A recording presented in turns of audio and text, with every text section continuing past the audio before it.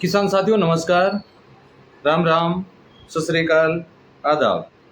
किसान साथियों आप अच्छे होंगे, ठीक होंगे, भगवान से कामना करते हैं, दुआ करते हैं आप जहाँ भी रहें स्वस्थ रहें, अच्छे रहें, आपके काम में दिन दुगनी रात चुगनी उन्नति हो। परम पिता परमेश्वर से हमारी यही कामना है। साथियों मैं अमित महिला, तहसील लोहारू, डिस्ट्रिक्ट भिवानी, हरियाणा का स्थायी निवासी हूँ।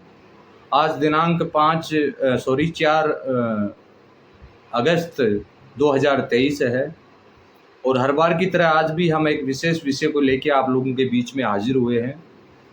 और वीडियो की शुरुआत करने से पहले मैं आपसे निवेदन करना चाहूँगा कि जिन किसान साथियों ने इस चैनल को अभी तक सब्सक्राइब नहीं किया है या बेल आइकन घंटी को दबा के ऑल पर क्लिक नहीं किया है तो प्लीज़ करने का कष्ट करें, ताकि आपको आने वाले वीडियो का नोटिफिकेशन और जो भी हमारे सप्ताह में लाइव प्रोग्राम होते हैं उसका नोटिफिकेशन आपको मिल सके।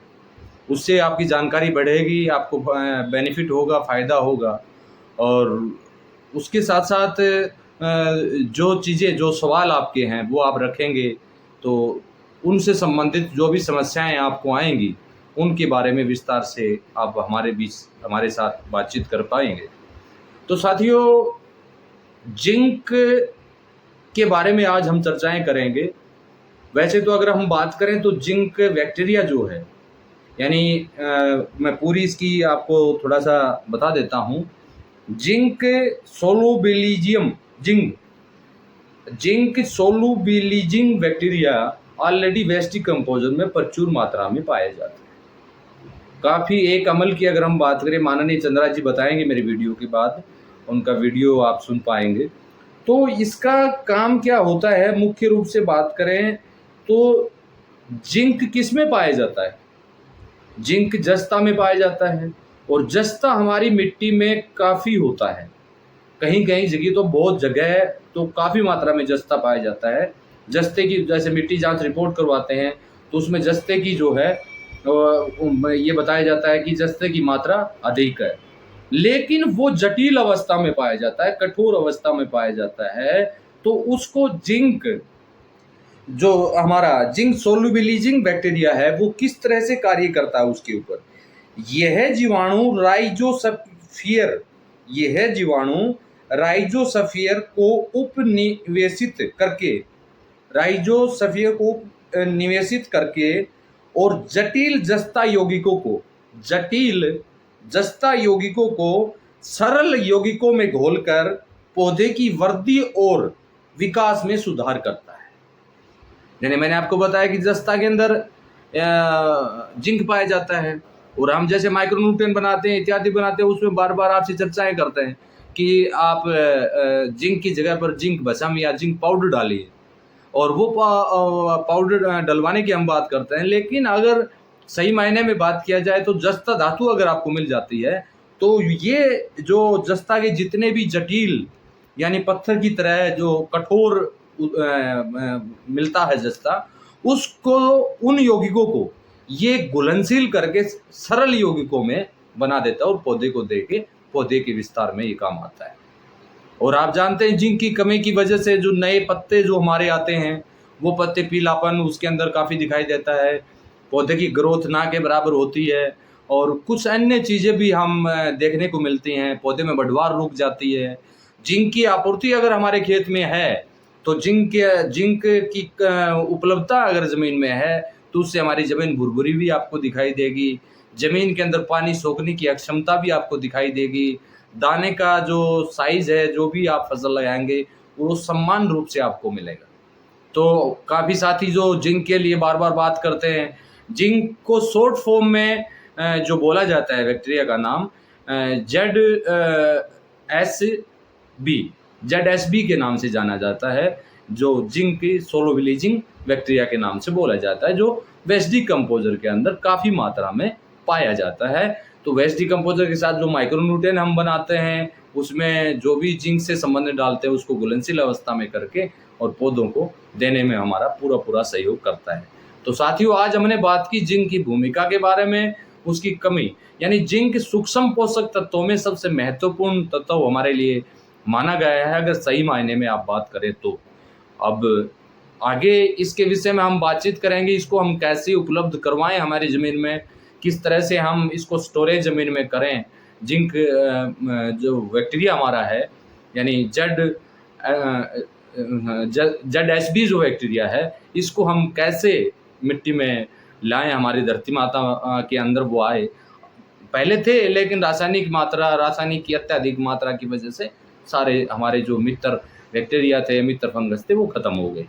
तो साथियों, मैं वीडियो को ज़्यादा लंबा नहीं करूँगा। फिर मैं आपसे निवेदन करना चाहता हूँ, जिन किसान साथियों ने चैनल को अभी तक सब्सक्राइब नहीं किया है, प्लीज़ सब्सक्राइब करके बेल आइकन घंटे को दबाने का कष्ट करें और ऑल पर क्लिक करें, ताकि आगे आने वाला हर वीडियो और हर वीडियो की नोटिफिकेशन आपको प्राप्त हो सके और सप्ताह में जो हमारा लाइव प्रोग्राम होता है उस प्रोग्राम को आप देख पाएँ। इसी के साथ नमस्कार, जय हिंद, जय भारत। मैं डॉक्टर पूजा कनौजिया, कनिष्ठ वैज्ञानिक अधिकारी, राष्ट्रीय जैविक खेती केंद्र गाजियाबाद से। आज हम इस वीडियो में बात करने जा रहे हैं जिंक के ऊपर। जिंक, जिसको हम हिंदी में जस्ता बोलते हैं। आप सभी किसान भाई जानते हैं कि जिंक जो है, जस्ता हमारे पौधों के लिए, प्लांट्स के लिए कितना महत्वपूर्ण है। जिंक की कमी से जो आपके फसल के जो नए पत्ते निकलते हैं, आपने देखा होगा वो पीले पड़ जाते हैं। छोटे जो नए पत्ते होते हैं पीले पड़ने लगते हैं, तो ये जिंक की कमी से होता है।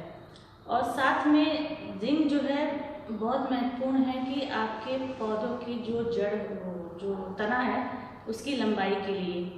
और क्लोरोफिल बोलते हैं, क्लोरोफिल जो आपने पत्तों में देखा होगा कि हरे रंग का जो पत्ता होता है उसमें एक पिगमेंट होता है क्लोरोफिल। तो क्लोरोफिल जो बनता है उसके लिए जिंक की बहुत ज़रूरत होती है। तो जिंक की कमी से, क्लोरोफिल ना बनने की वजह से पत्ते पीले पड़ने लगते हैं और भी कई तरीके की दिक्कतें उसमें जिंक की कमी से आने लगती हैं। तो आज हम देखने जा रहे हैं कि जो वेस्ट डिकम्पोजर सोल्यूशन है, आप लोग जानते ही हैं कि वेस्ट डिकम्पोजर सोल्यूशन है, जो कि हमने 5 से 7 दिन पुराना वेस्ट डिकम्पोजर सोल्यूशन लिया है। इस सोल्यूशन के अंदर क्या जिंक सोल्यूबलाइजिंग बैक्टीरिया मौजूद है या नहीं। जिंक सोल्यूबलाइजिंग बैक्टीरिया क्या काम करता है कि जो आपकी मिट्टी में अनअवेलेबल फॉर्म में, जिसको कहते हैं कि जो पौधे उस फॉर्म में ले नहीं सकते हैं, पौधे को प्राप्त नहीं हो पा रहा, पर मिट्टी में मौजूद है वो जिंक, तो उसको वो पौधों के लेने लायक बनाने में ये बैक्टीरिया बहुत महत्वपूर्ण काम करते हैं। तो हम जिंक सोल्यूबलाइजिंग बैक्टीरिया, जिसको हम लोग ZSB भी बोलते हैं, आज उसका हम देखने जा रहे हैं कि वेस्ट डिकम्पोजर में इसका है या नहीं। ZSB सोल्यूबलाइजिंग बैक्टीरिया के आइसोलेशन के लिए हम लोग यहाँ पर हमने ZSB स्पेसिफिक मीडिया बनाया है, और इस मीडिया पे हम लोग सीरियल डाइल्यूशन का मेथड, जो मेथड हमने पहले भी अपने वीडियोस में बताया है, उसी सेम मेथड से सीरियल डाइल्यूशन बनाकर और उसकी स्प्रेडिंग करेंगे हम इस मीडिया पे। हमने यहाँ पर अपने सीरियल डाइल्यूशन के लिए डाइल्यूशन तैयार कर ली है। आप देख सकते हैं कि ये सबसे पहले हम लोगों ने स्टॉक बनाया था, और उसके बाद -1 ये डाइल्यूशन है। -1 से हम लोगों ने -8 तक ये डाइल्यूशन बनाया। अब इस पर हम प्लेटिंग करने जा रहे हैं। जो ये प्लेट्स हमने तैयार करी है मीडिया की, इस पर हम लोग ये डाइल्यूशन से सैंपल डालेंगे और चेक करेंगे। ठीक है।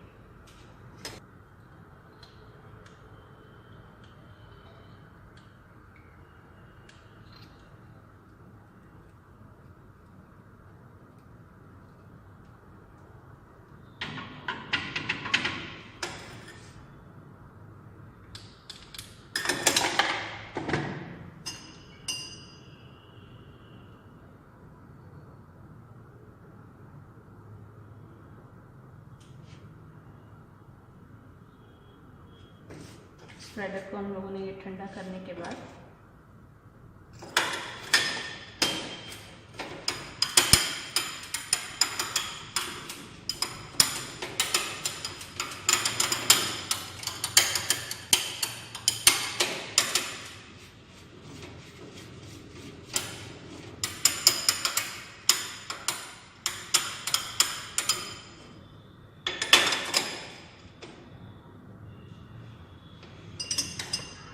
ये हमारी पहली प्लेट -1 की तैयार हो रही है। इसी तरीके से हम अपने सारे डाइल्यूशंस की प्लेट तैयार कर लेंगे। नमस्कार, हमने आपको बताया था कि उस दिन जिंक सोल्यूबलाइजिंग बैक्टीरिया ZSB, उसको हम लोग आइसोलेट कर रहे थे वेस्ट डिकम्पोजर सोल्यूशन से। तो आज 4 दिन के बाद उन प्लेट्स में आप ये देखिए, ये छोटे छोटे आपको ये सर्कुलर जो गोले आकार के दिख रहे हैं, थोड़े से मटमैले सफ़ेद रंग के, क्रीम कलर के, ये आपके ZSB के बैक्टीरिया हैं। यहाँ पे भी आप देख सकते हैं, ये आपके जो दिख रहे हैं यहाँ पे, ये आपके ZSB के बैक्टीरिया हैं। ये दूसरी प्लेट पे भी ये सारे आपके ZSB बैक्टीरिया हैं। इससे ये पता चलता है कि हमारा जो वेस्ट डिकम्पोजर सोल्यूशन है उसके अंदर जिंक सोलुबलाइजिंग बैक्टीरिया है, और ये इसका प्रूफ है कि इसके आइसोलेशन हम लोगों ने उसमें से किया है।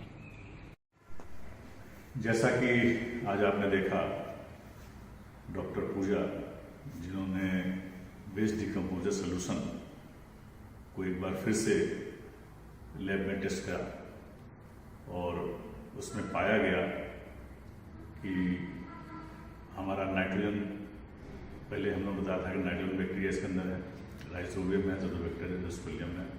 उसके बाद में एसिटोबैक्टर दिखाया गया, तो ये नाइट्रोजन के सारे बैक्टीरिया उसमें दिखाए गए। उसके बाद हमने दिखाया स्यूडोमोनास फ्लोरोसेंस के इसके अंदर भी है। फिर उसके साथ साथ ये भी दिखाया गया कि इसके अंदर फास्फोरस और पोटास के बैक्टीरिया है। तो ये पूरा बायो फर्टिलाइजर का जितने भी बैक्टीरिया हैं वो सारे ही सारे हमारे जो लिक्विड वेस्ट डिकम्पोजर में पाए गए, और सबकी संख्या देखी गई कि 1 ml के अंदर करोड़ों में, और ये भी बताया गया कि उसका कैसे उपयोग करना है, ये भी उन्होंने बताया, आप उसको यूज भी कर रहे हैं। अब एक नया उन्होंने इसमें से बैक्टीरिया निकाला जो कि हमारा जिंक सोलुलाइजिंग बैक्टीरिया है। तो जिंक सोलुलाइजिंग बैक्टीरिया आपको मालूम है कि जितने बैक्टीरिया होते हैं, चाहे फास्फोरस बैक्टीरिया हो, चाहे पोटास बैक्टीरिया हो, या हमारा जिंक बैक्टीरिया हो, जो हमारा फास्फोरस बैक्टीरिया और जिंक बैक्टीरिया, ये दोनों ही हमारे ऑर्गेनिक एसिड रिलीज करते हैं। तो जो ऑर्गेनिक एसिड निकलता है, ऑर्गेनिक एसिड जाने के बाद जो हमारे खेत के अंदर पहले से ही जो जिंक मौजूद है और जो बाइंडेड फॉर्म है, जो मतलब चेन के द्वारा जुड़ा हुआ, जिसको हम बोलते हैं कटायन और एनायन जुड़ के टाइट बॉन्डिंग बनाता है, उस बॉन्डिंग को तोड़ने में काम करता है। तो जब ये उसको तोड़ता है तो उसको घोलता है, तो घोलने से इसीलिए इसको बोलते हैं जिंक सोलुलाइजर बैक्टीरिया, क्योंकि ये जो चीज़ हमारी खेत में पड़ी हुई है उसी को सोलुलाइज करता है। अगर खेत में नहीं भी है तो हम लोग जो आपका वेस्ट मटेरियल आप ला रहे हैं बाहर से, क्रॉप का वेस्ट हो या बाकी कोई भी वेस्ट हो, उसके अंदर जो जिंक है उसकी मात्रा को निकालता है, उसको सोलुलाइज करता है, मोबिलाइज कर देता है। तो वो जब सोलुलाइज करता है तो वो आपके खेत में अवेलेबल हो जाता है। तो यही काम है कि हमारे जिंक सोलुलाइज बैक्टीरिया अगर जब खेत में जा रहा है तो खेत के अंदर जो प्रेजेंट है या जो अवशेष आपके प्रेजेंट है उसमें से निकाल के ये बाहर करता है। और दूसरा इसका काम क्या कर सकते हैं कि जो जिंक सोर्स है आपका, जो भी जिंक है, मान लीजिए जिंक आपके पास ऑक्साइड है, जिंक आपके पास कोई दूसरा मटेरियल है जो वेस्ट मटेरियल फैक्ट्री से निकलता है, उससे भी हम अगर इस बैक्टीरिया को डाल दें, लिक्विड को डाल दें, तो उसके अंदर का ये जिंक बाहर आ जाएगा। तो उसको हम, जैसे हमने दिखाया था कि इसको यूज़ कर सकते हैं, तो ये एक तरीका ये भी है कि डायरेक्ट उसको डाल के लीच करके आप यूज़ कर सकते हैं। और दूसरा आपको जैसे मैंने बताया कि पत्थरों के अंदर से जो हम एलिमेंट्स निकालते हैं, तो जो पत्थरों के अंदर हम डालते हैं, पत्थरों के ऊपर आपका सोल्यूशन डालते हैं वेस्ट डिकम्पोजर, तो उसके अंदर जो पत्थरों के अंदर जो जिंक है वो भी बाहर आता है। तो ये सारे के सारे जो प्रोसेस है ये आपका जिंक निकलने का, ये जिंक सोलुलाइजिंग बैक्टीरिया ही करता है। ये कोई भी काम हो, जो न्यूट्रिएंट अवेलेबल हो या आपका माइक्रो न्यूट्रिएंट, सारा का काम बैक्टीरिया करता है। तो ये जिंक सोलुलाइजिंग बैक्टीरिया जब इसके अंदर ऑलरेडी प्रेजेंट है तो एक तरह से ये बायो फर्टिलाइजर है। और आपको फिर दोबारा ये मतलब बताना चाहता हूँ कि आप बाहर से कहीं से भी आप जिंक सोलुलाइजिंग बैक्टीरिया लेने की जरूरत नहीं है। तो इसके अंदर हमारा नाइट्रोजन, फास्फोरस, पोटास, जिंक और सुगंध, सारे के सारे बैक्टीरिया इसके अंदर आ गए। तो आने वाले समय में आपको और भी हम लोग दिखाएंगे, कोशिश करेंगे कि क्या क्या इसके अंदर और है। तो मतलब कि ये मान के चलिए कि ये वेस्ट डिकम्पोजर सोल्यूशन सारे बैक्टीरियाओं का पैकेज है। इसके अलावा आपको बाहर से कुछ नहीं लेना है, जो चीज़ नेचुरल है उसी के लेनी है। जितना वेस्ट मटेरियल उसमें डाल के उसको अवेलेबल कराइए, पत्थरों से अवेलेबल कराइए, जो हमारा क्रॉप वेस्ट उसको लीजिए, एनिमल वेस्ट उसको लीजिए, या कोई भी वेस्ट हो जो आपके पास हो, या कोई मिनरल्स हो जो कि खेत में पड़ा हुआ, या बाहर खेत के बाहर भी माइंस होती हैं, उसके अंदर से भी आप निकाल के अगर वेस्ट डिकम्पोजर को मिलाएंगे तो आपको अलग अलग तरह के मिनरल्स मिलेंगे, अलग अलग तरह के विटामिन मिलेंगे, अलग अलग तरह के हार्मोन्स मिलेंगे। और जब ये जिंक सोलुलाइजर बैक्टीरिया जो हमारा खेत में जा रहा है, यही कारण है कि ये जिंक की भी पूर्ति करता है। और अगर एक्सेस में जिंक चाहिए तो आप कोई भी जिंक सोर्स लेके उसके अंदर ये सोल्यूशन डालेंगे तो जिंक अवेलेबल होना शुरू हो जाएगा।